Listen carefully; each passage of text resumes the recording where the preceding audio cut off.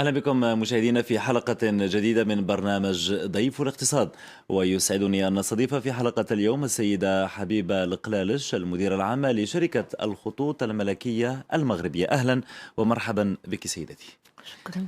تم تتويج الخطوط الملكية المغربية كأحسن شركة طيران جهوية في أفريقيا لهذا العام، عام 2014. هذا يعني أن الخطوط الملكية المغربية في نهاية المطاف هي شركة أفريقية وليست يعني على وجه تحديد شركة مغربية. ماذا تمثل أفريقيا لكم كسوق بالنسبة لشركة طيران؟ عرفت الخطوط الملكية المغربية واحد التطور مهم جدا خلال العشر سنوات الأخيرة. تطور مهم سواء في العالم أو في القارة الإفريقية بالخصوص، حيث وصل عدد المقاعد اللي عرضتهم الخطوط الملكية المغربية في القارة الإفريقية المليون و300 ألف مقعد في سنة 2013، وهذا العدد كيتضاعف تقريبا كل سنة.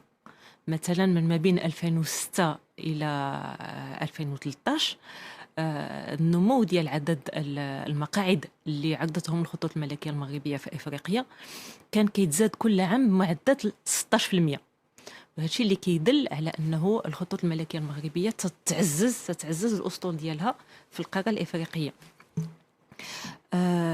والحاجة المهمة اللي بغيت نشير لها هو أنهم من فاش سنيا المغرب عقد الأجواء المفتوحة مع الاتحاد الأوروبي في 2006، كان من الضروري للخطوط الملكية المغربية أنه تعيد الاستراتيجية ديالها، لأنه فاش تفتح السماء المغربية لجميع شركات الطيران الأوروبية، وهنايا غادي نذكر أنه أكثر من 44 شركة كتجي للمغرب، كان لابد أنه الخطوط الملكية المغربية تلقى واحد المجال اللي تميز فيه بالمقارنة مع الخطوط اللي لو كوست. وباش تميزات في جوج الأمور: أولا أنه تركزت على تطوير المحور الأساسي ديال الدار البيضاء، والمحور الثاني هو تعزيز الخدمات اللي كتعطيهم للمستهلك.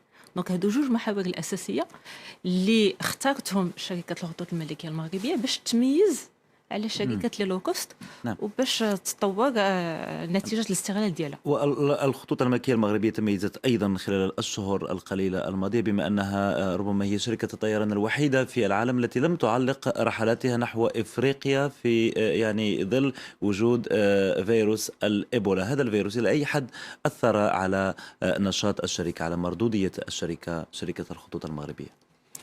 هو الخطوط الملكية المغربية أول حاجة هو ما قررتش تحبس الرحلات ديالها حول البلدان اللي تأثرت بفيروس إيبولا.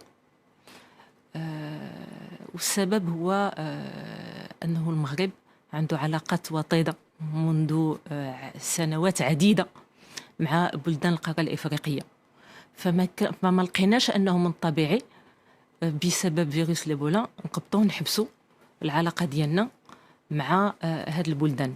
بالعكس، في إطار التضامن اللي ما بين المغرب وما بين البلدان الإفريقية قررنا نتابعوا الرحلات ديالنا. بطبيعة الحال قررنا نتابعوا الرحلات ديالنا، ولكن عززنا جميع لي كونترول المراقبات الصحية والوقائية في هذه البلدان هادو بعلاقة مع الحكومات ربما المحلية داخل تماما الدول. تماما توتافي، باش نقصنا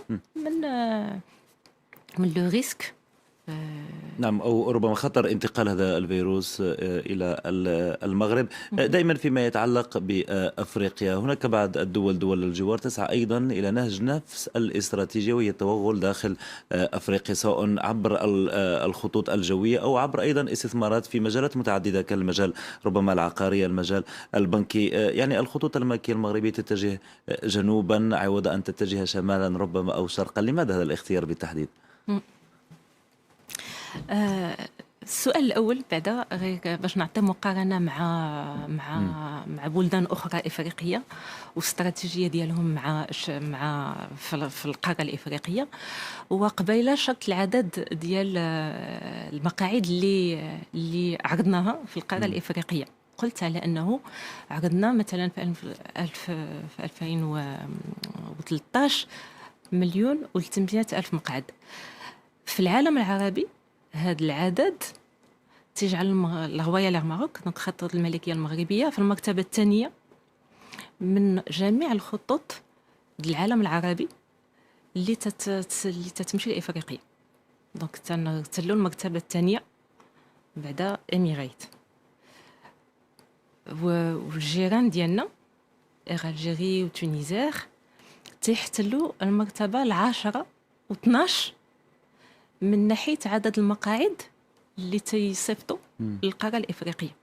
هنا تيبان لك الفرق ديال الأهمية نعم، اللي إذن كتشكل يعني القارة الإفريقية لا من مجال ناحية للمنافسة بين المغرب ربما في هذا المجال ودول أخرى. والشيء الثاني هو المغرب. الخطوط الملكية المغربية كتواجد في إفريقيا من 1957، يعني جوست ابخي الاستقلال ديال المغرب، حيث فتحنا أول خط في السنغال ديجا في 1957. يعني عندنا واحد الدراية خاصة، بالخصوص الربابنة ديال الخطوط الملكية المغربية عندهم واحد الدراية خاصة للأجواء الإفريقية اللي كيتميزوا بها على بقية البلدان في العالم.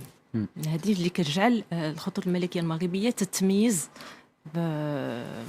بالمقارنة مع دول أخرى. مع سيدة خطوط القلال، أخرى. تحدثت قبل قليل عن هذا الاتفاق الذي تم توقيعه مع الاتحاد الأوروبي فيما يتعلق بفتح الأجواء المغربية نحو شركات الطيران أو ما يعرف بالأوبن سكاي، وخاصة شركات لو كوست أو منخفضة التكلفة. إلى أي حد تأثرت الخطوط الملكية المغربية بفتح هذا المجال الجوي أمام هذه الشركات؟ الخطوط الملكية المغربية من بعد فاش سني المغرب عقد الأجواء المفتوحة مع الاتحاد الأوروبي، قررت أنه تنسحب جزئيا من الخطوط اللي كتمشي بوين تا بوين، سكون نابيل الخطوط بوين تا بوين، مثلا ما بين أوروبا والمدن المغربية اللي الجهوية أو الداخلية. تماما. حيث أنه العرض ديالها من ناحية عدد المقاعد نقص من 30% ل 20%، زدنا في العرض حول المحور ديال الدار البيضاء. وهنايا هادشي اللي جعلنا أنه دابا من ناحيه لابار دو مارشي ديال الخطوط الملكيه المغربيه حصه السوق في الدار البيضاء كتعدى 56%، في حين ان حصه السوق ديال الخطوط الملكيه المغربيه في لي فول بوين تا بوين نعم. نقصت، لانه اعطات المجال للخطوط لي لو كوست انهم هما اللي يطوروا داك الخطوط. وهنايا اللي بغيت نشير له هو انه واحد العدد المسافرين فضلوا يبقاو تيسافروا مع الخطوط الملكيه المغربيه، واخا تيديروا باري كازابلانكا اكادير، ولا باري كازا رشيديه، ولا نعم، عودة التوجه ربما من عاصمة أوروبية إلى مدينة داخلية داخل. تماما تيفضلوا جودة الخدمات ديال الخطوط الملكية المغربية بالمقارنة مع جودة الخدمات ديال الشركات الأخرى. نعم. الخطوط الملكية لديها أيضا استراتيجية، خطة للتوسع، توسيع الأسطول باقتناء طائرات جديدة. ما هي هذه الطائرات وأين سيتم استعمالها في أي وجهات بالتحديد؟ هو الآن الخطوط الملكية المغربية عندها 87 ديستيناسيون، جهات تتمشي 87 ديال الجهات في 48 بلد في العالم. بفضل لحد الآن دابا اليوم عندها 28 طائرة، غادي يجيوها 3 ديال الطائرات أخرين من نوع أمبراير 190 في نوفمبر وديسمبر، وغادي يجيوها 2 ديال لي دريم لاينرز بوينغ 787، واحد غادي يجي في بداية شهر يناير، وواحد غادي يجي في أواخر شهر مارس. دونك غيتعزز الأسطول ديال شركة الخطوط الملكية المغربية في الشهور القليلة المقبلة. وعوالين انه مثلا بفضل هذا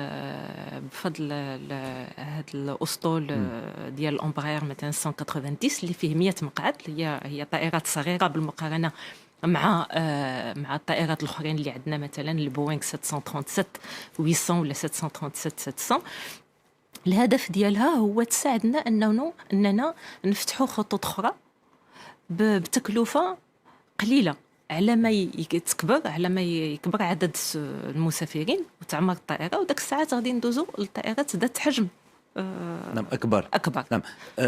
في أقل من دقيقة سنتحدث في ختام هذا البرنامج عن الرحلات الداخلية. قبل ربما سنوات قليلة كان سعر هذه الرحلات ربما يفوق سعر الرحلات الدولية. الأمر على ما يبدو أنه تغير، وتساهم الخطوط المغربية في فك العزلة عن بعض المناطق والمدن الداخلية في المملكة. كيف تم ذلك؟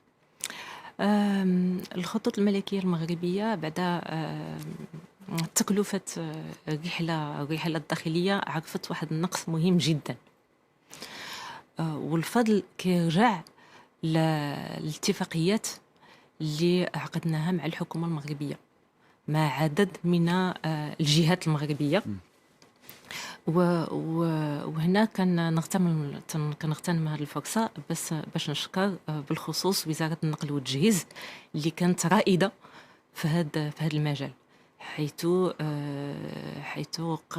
زعما سنينا هذه العقود اللي جعلتنا كنعطيو تكلفة فيكس. نعم، أو أسعار ثابتة بالنسبة أسعار ثابتة بالنسبة نعطيك مثلا كازا الداخلة دار البيضاء الداخلة ب 2000 درهم الي روتور. 2000 درهم ذهاب إياب، ربما يعادل 160 دولار تماما. الرشيدية 1200 درهم، تطوان 600 درهم، ورزازات 1200 درهم. كلها فهي يعني أسعار معقولة مقارنة مع المستوى المعيشي للمغرب. تمام. نتمنى لكم كامل التوفيق. شكرا جزيلا لك سيدة الحبيبة القرالش، أذكر أنك المديرة العامة لشركة الخطوط الملكية المغربية. شكرا على وجهك. وشكرا لكم أنتم مشاهدين على متابعة هذه الحلقة من برنامج ضيف الاقتصاد. أعود وألقاكم في عدد جديد. دمتم بألف خير، وإلى اللقاء.